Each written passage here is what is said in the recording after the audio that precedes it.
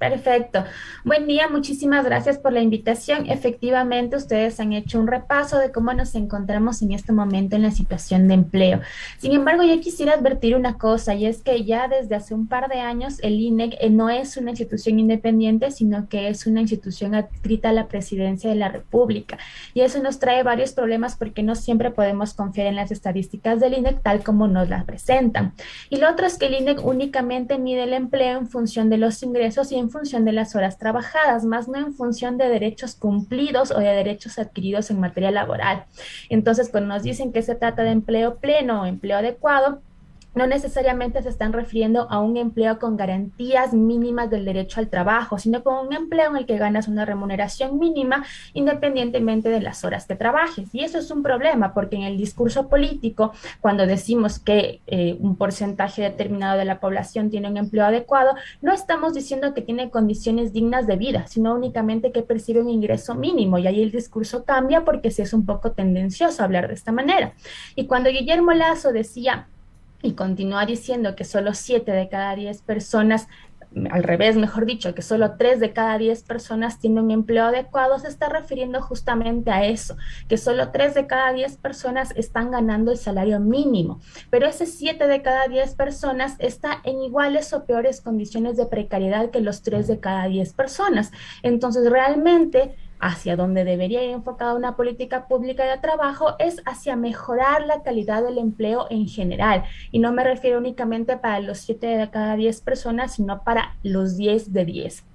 Ahora bien, durante este año, Guillermo Lazo tenía varias propuestas de campaña, algunas las ha ido intentando introducir en el camino, principalmente me refiero a la reforma laboral, que como ya vimos fue una reforma que se presentó a la Asamblea, fue devuelta por la Asamblea al Ejecutivo por tener vicios de inconstitucionalidad sobre todo, y hasta el momento estamos esperando que se vuelva a presentar nuevamente la reforma.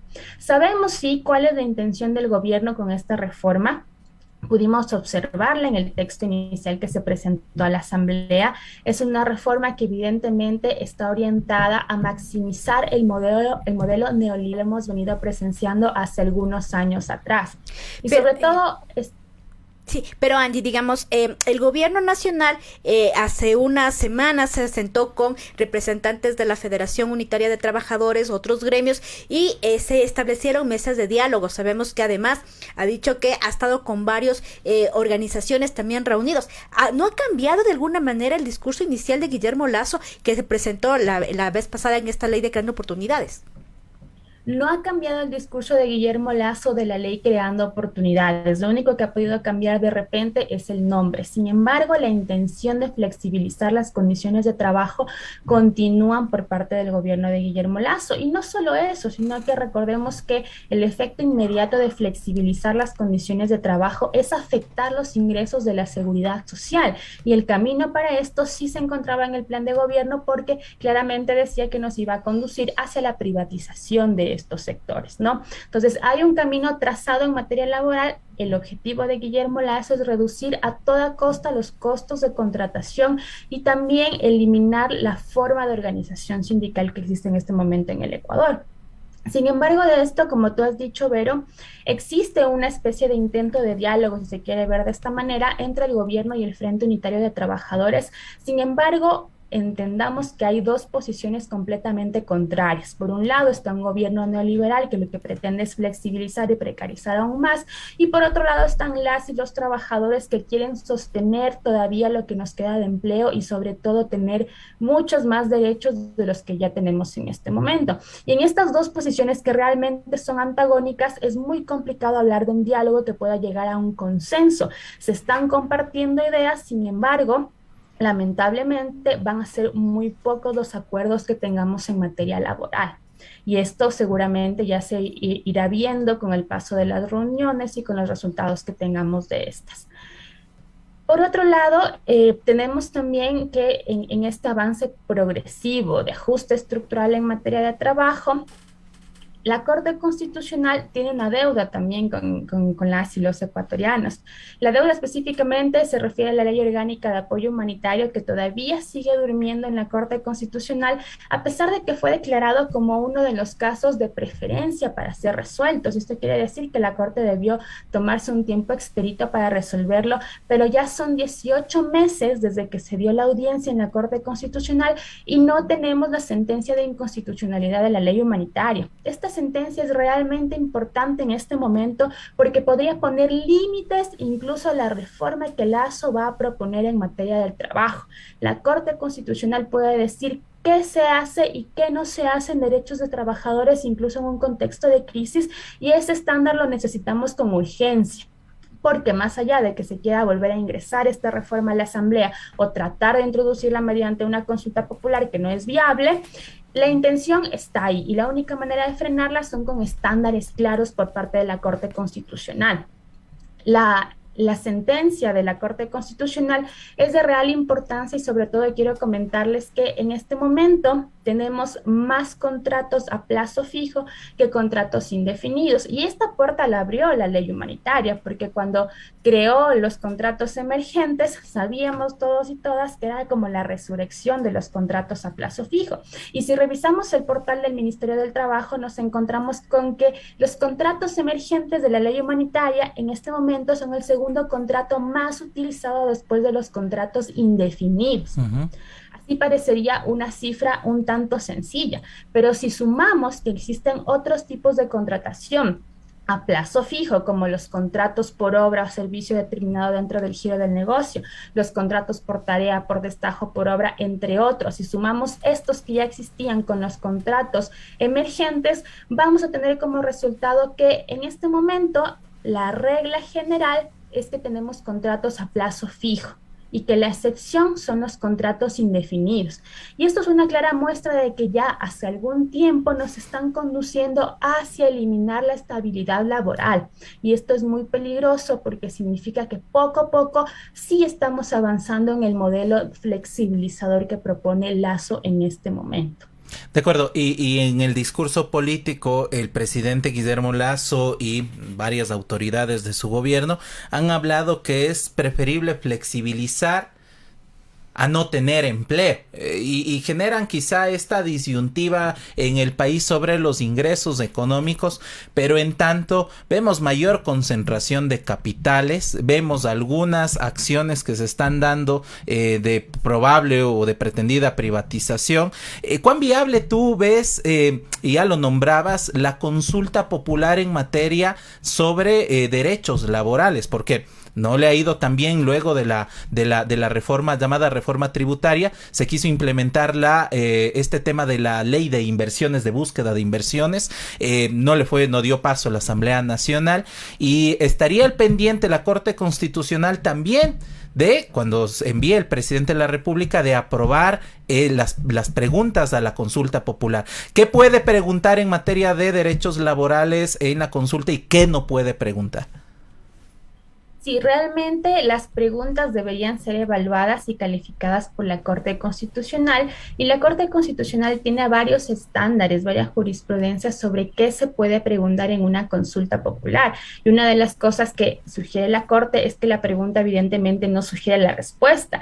Y en materia laboral encontramos que muchas de las preguntas que podría hacer el presidente es que justamente son tendenciosas hacia, ¿no? Porque el discurso es: si usted acepta un contrato a plazo fijo con menos garantías, va a tener un empleo. No te dicen qué clase de empleo, pero va a tener un empleo. Y el resultado de eso es que vamos a tener empleos precarios.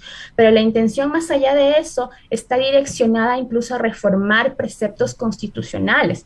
Recordemos que la Constitución prohíbe el trabajo por horas, por ejemplo, y en la reforma laboral de Lasso se quiere introducir el trabajo por horas. Recordemos que incluso la misma Constitución de la República tiene una prohibición expresa para la precarización laboral. Sin embargo, la reforma de Lasso tiende a la precarización laboral, pero el problema es un poco más de fondo, porque realmente tendríamos que preguntarnos si la Corte Constitucional está en la capacidad de entender qué es la precarización del derecho al trabajo, ¿no? Porque tenemos a jueces y juezas desde diferentes líneas políticas que en la anterior conformación de la Corte, que no fue hace mucho, sacaron de alguna manera una que otra sentencia que dio algún estándar en materia del trabajo, pero en este momento no sabemos cuál va a ser los resultados de la Corte Constitucional en materia del derecho al trabajo. Tendríamos que un poco también jugar con esa incertidumbre de qué es lo que va a pasar en la Corte Constitucional. Ahora, yo creo que ahí también es importante considerar que la reforma de Lazo, la reforma que propone, sea la manera en la que la vaya a proponer, no es la única. Existen también otras propuestas, alrededor de 60 propuestas en la Asamblea Nacional sobre reformas al Código del Trabajo y leyes específicas para ciertos trabajadores, como por ejemplo el trabajo de plataformas, el trabajo autónomo, el trabajo informal. Son propuestas de ley que están en la Asamblea y que no se han debatido hasta el momento. Y en ese sentido también existe la propuesta que ha presentado el Frente Unitario de Trabajadores para reformar totalmente el Código del Trabajo. Y la pregunta que nos hacemos es si es que Guillermo Lasso está presentando una norma que pretende que se la trate con el carácter económico urgente, debería tener el mismo trato que las otras normas que ya están en la Asamblea y tratarse por el procedimiento ordinario para tener un amplio debate respecto de lo que se puede hacer en regresión o aumento de derechos laborales. Ahora, es importante también señalar que no es la única, como decía, no son las únicas propuestas normativas. Sin embargo, lo que ha dicho el Frente Unitario de Trabajadores es que en caso de que se llegara a dar una consulta popular, que no lo vemos tan viable, en caso de que se llegara a dar, lo que se podría hacer es que el gobierno también someta a consulta popular el Código Orgánico del Trabajo que ha presentado el FUD, ¿no? Son dos propuestas que están ahí, dos propuestas antagónicas. No sé realmente si haya posibilidades de llegar a un punto medio porque somos realmente personas que defendemos a dos puntos de la vida, pero las propuestas están ahí y yo creo que en ese contexto el 1 de mayo, que ya viene en poquitos días, es fundamental porque la consigna que debemos llevar las y los trabajadores es primero, sí, sentir que ya tenemos mucha flexibilización encima, que se ha afectado mucho la calidad de trabajo, sobre todo a partir de la ley humanitaria, que la reforma de Lazo lo único que hará es precarizar aún más la vida, desproteger el IES totalmente y de esta manera la consigna del 1 de mayo va dirigida hacia defender lo que tenemos en este momento de derechos laborales, aferrarnos a ellos y sobre todo luchar porque el Código del Trabajo presentado por el FUD sea aprobado por la Asamblea Nacional. Ahora, Andy, con respecto a la consulta popular que mencionas, ¿es dable, digamos, que el presidente pueda someter a consulta popular temas, por ejemplo, como la flexibilización laboral, el IES o mismo votar por una ley ampliamente? ¿Sí? No es dable. Las preguntas deben ser concretas y deben ser específicas. Sin embargo, como he dicho, esto lo tiene que analizar la Corte Constitucional y lamentablemente hemos observado que los asesores del gobierno de Guillermo Lasso no están a la altura de poder presentar proyectos de ley, ni siquiera consultas a la Corte Constitucional que sean adecuadas. Entonces sí va a haber un conflicto realmente grande, pero lo que sostenemos es que no se podría lanzar preguntas inconstitucionales, como por ejemplo pedir o preguntarle a una ciudadana, a un ciudadano, si es que está de acuerdo con el trabajo por horas, por ejemplo, cuando la Constitución tiene una previsión expresa de que en el Ecuador no puede existir trabajo por horas o la precarización en un sentido amplio. De acuerdo, desde el sector de mujeres que también ha sido precarizado, hay condiciones diferentes, incluso en los espacios laborales, la sobrecarga también de trabajo de cuidados. Hay otro espacio que ya lo hablábamos también, el tema del trabajo de las plataformas tecnológicas. Actualmente se viven cambios, no se puede hablar justamente de un solo tipo de trabajo. ¿Cuáles serán las propuestas que salgan o que se visibilicen este 1 de mayo? Angie, Vero también lo nombraba, se dio este logro histórico de la sindicalización por ramas. Hay un contexto nuevo también de exigencias laborales. ¿Cómo tú ves este 1 de mayo con esa diversidad de personas que estarán en las calles?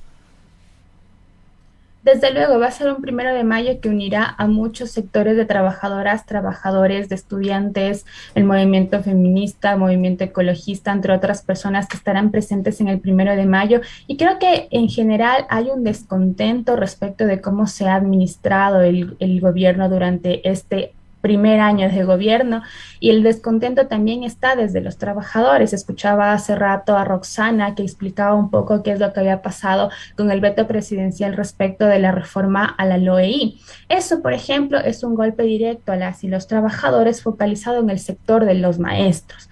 Ahora bien, nuestras propuestas en torno a esto, como he dicho, lo primero es que no vamos a tolerar ni una sola reforma más en materia laboral y lo segundo es que si el gobierno quisiera también discutir una reforma laboral, debe tomar en cuenta que hay otras propuestas presentadas y principalmente se encuentra la propuesta presentada por el Frente Unitario de Trabajadores. La consigna es clara: progresividad de derechos, proteger al IES y sobre todo avanzar en derechos de las y los trabajadores. Hay otros sectores de la población que también se encuentran desprotegidos en este momento, por ejemplo, las personas jubiladas, tanto del sector público, pero sobre todo del sector privado, a quienes el Estado no les está cancelando las jubilaciones. Las personas jubiladas también, que de alguna manera tienen atención en el IES, en este momento están siendo perjudicadas porque el Estado no ha pagado el 40% que le corresponde en la asignación. Y asimismo tenemos problemas de gobernabilidad en el IES, recordando que las y los trabajadores no tienen un representante en el consejo directivo del IES. Entonces, realmente se ha armado toda una especie de escenario propicio para desmovilizar a la organización de trabajadores y la organización sindical. Y en este contexto, el 1 de mayo también es un espacio de unión para encontrar esas diferentes luchas y sobre todo para exigir, para reafirmar que los derechos que tenemos en este momento no van a ser vulnerados. Angie, muchísimas gracias por esta entrevista y estaremos pendientes de saber si finalmente la Corte Constitucional decide, al menos ya un año después, dar algún viso sobre el tema de la ley humanitaria y también, como comentábamos, de los planteamientos en este 1 de mayo. Muchísimas gracias. Muchas gracias a ustedes. Un buen día.